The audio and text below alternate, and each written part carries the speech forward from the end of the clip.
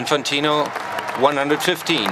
বিশ্ব ফুটবলের সর্বোচ্চ সংস্থা ফিফায় সাম্প্রতিক সময়ের সবচেয়ে বড় বিতর্কের কেন্দ্রে জিয়ানি ইনফান্তিনো। তীব্র সমালোচনা, পদত্যাগের দাবি আর অনাস্থার মধ্যেও শেষ পর্যন্ত ফিফা সভাপতির চেয়ার ছাড়ছেন না তিনি, বরং ভুল স্বীকার করে ক্ষমা চেয়ে পেয়েছেন পরিচালনা পর্ষদের পূর্ণ সমর্থন। বেসরকারি বিনিয়োগকারীদের কাছে বিশ্বকাপ সহ ফিফার বিভিন্ন টুর্নামেন্টের অংশীদারিত্ব বিক্রির পরিকল্পনার সামনে আসতেই শুরু হয় বিতর্ক।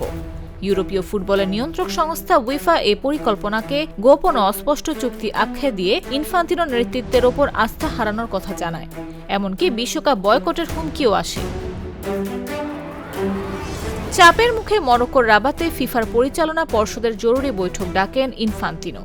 বৈঠক শেষে ফিফা জানায়, পরিকল্পনা বাস্তবায়নের প্রক্রিয়ায় ভুল হয়েছিল। সেই ভুলের জন্য আন্তরিকভাবে ক্ষমা চাওয়া হয়েছে এবং ভবিষ্যতে এমন ঘটনা আর ঘটবে না বলেও প্রতিশ্রুতি দেওয়া হয়েছে। তবে ক্ষমা চাইলেও ইনফান্তিনোর প্রতি পূর্ণ সমর্থন পুনর্ব্যক্ত করেছে ফিফা কাউন্সিল। সংস্থাটির দাবি, পুরো প্রক্রিয়ায় ফিফা নিয়ম মেনেই হয়েছিল, কিন্তু সদস্য দেশগুলোর সঙ্গে আরও স্বচ্ছভাবে আলোচনা করা উচিত ছিল। একই সঙ্গে ফিফার সুনাম রক্ষায় প্রয়োজনীয় সব পদক্ষেপ নেওয়ার কথাও জানিয়েছে তারা।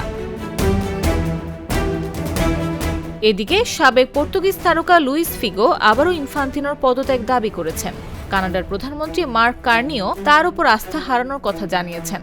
অন্যদিকে এশিয়া ও আফ্রিকার বেশ কয়েকটি সদস্য দেশ প্রকাশ্যে ইনফান্তিনোর প্রতি সমর্থন জানিয়েছে।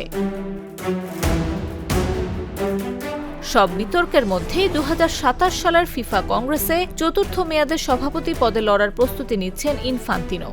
তবে উয়েফার সঙ্গে এই টানাপোড়েন শেষ পর্যন্ত কোথায় গিয়ে দাঁড়ায়, এখন সেটি বিশ্ব ফুটবলের সবচেয়ে বড় আলোচনার বিষয়। নিউজ ডেস্ক, জাগো নিউজ।